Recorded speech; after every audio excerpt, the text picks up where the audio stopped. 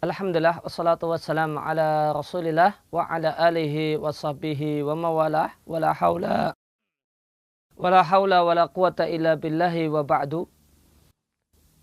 Bapak dan Ibu kaum muslimin dan muslimah rahimani wa rahimakumullah, kembali kita lanjutkan pelajaran fikih keluarga. Kita masih membahas tentang masalah seputar pernikahan. Dalam kesempatan kali ini kita akan bahas satu kasus ketika ada seorang laki-laki yang menikahi tentu seorang perempuan, kemudian dia bercerai dengan istrinya, dan istrinya dalam masa iddah, kemudian dia nikah dengan adik istrinya. Tentu adik istri bukanlah mahram yang boleh dinikahi, bukanlah mahram sehingga boleh dinikahi, dengan catatan sudah bercerai dengan kakak perempuannya. Nah, kapankah boleh menikahi adik atau adik istri setelah kakak perempuannya dicerai? Tentu yang paling aman adalah manakala istri yang dicerai itu telah menyelesaikan masa iddahnya.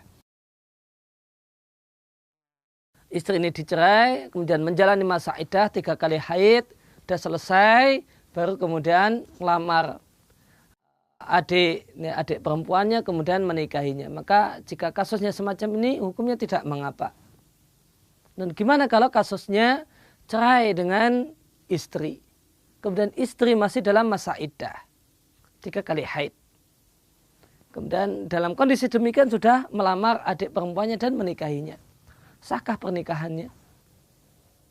Maka jawabannya ada di papan tulis, ada rincian. Maka perlu dilihat bagaimanakah kondisi iddah istri yang dicerai tadi. Maka ada 2 kemungkinan. Kemungkinan yang pertama, istri yang dicerai tadi sekarang dalam masa iddah, masa menunggu. Dan masa iddah ini adalah masa iddah karena dan masa iddah ini adalah masa iddah, yaitu masa menunggu karena talak roja'i. Itulah talak yang pertama atau talak yang kedua. Jadi ini baru talak sekali atau anggap saja talak yang kedua. Ya, istri dalam masa iddah, talak yang kedua, nikah dengan adik perempuannya. Maka jawabannya nikahnya batal. Sebagaimana di poin yang pertama, karena talaknya adalah talak raja'i. Baru talak yang pertama atau talak yang kedua, maka nikahnya batal. Kenapa demikian? Karena jika talak itu talak raja'i, talak yang masih bisa dirujuk, itulah talak yang pertama dan talak yang kedua, maka selama masa iddah seorang perempuan itu masih berstatus istri. Dalam bahasa para ulama fikih biasa disebut dengan fi hukmi zaujah. Masih berstatus sebagai istri meskipun sudah tidak lagi sempurna sebagai istri. Dia baru kemudian betul-betul menjadi orang lain setelah masa iddah berakhir. Lain hanya jika talak itu adalah talak yang ketiga. Kalau talak itu adalah talak yang ketiga yang disebut dengan talak bain, talak yang betul-betul pisah, maka di masa iddah istri itu sudah menjadi betul-betul orang lain. Sudah tidak lagi berstatus, sudah tidak lagi istri, tidak pula lagi berstatus sebagai istri. Namun kalau masa iddah itu masa iddah dalam talak raja'i, maka seorang perempuan itu statusnya fi hukmi zaujah, masih berstatus sebagai seorang istri meskipun bukan lagi istri dalam artian penuh sebagai seorang istri.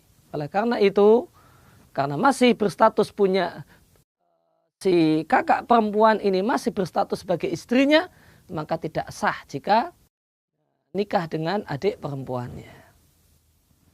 Kemudian poin yang kedua, jika menikahi adik perempuan dalam keadaan istri yang dicerai itu dalam masa iddah, namun iddahnya adalah talaknya sudah talak bain. Talaknya sudah talakun bainun, talak yang pisah. Itulah nama lain untuk talak yang ketiga. Namun ini masih dalam masa iddah. Maka di sini disampaikan pernikahannya itu tergolong haram, namun masih sah. Tergolong haram, namun sah karena sudah jadi orang lain.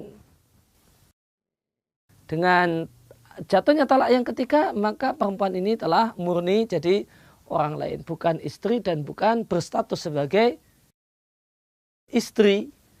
Sudah tidak lagi istri 100% ataupun kurang dari 100%. Sudah murni orang lain. Maka menikahinya adalah menikahi si adiknya. Menikahi adiknya dalam kondisi semacam ini sah. Namun ini perbuatan yang selayaknya tidak dilakukan. Seharusnya tidak dilakukan. Tunggu sampai betul-betul masa iddah berakhir.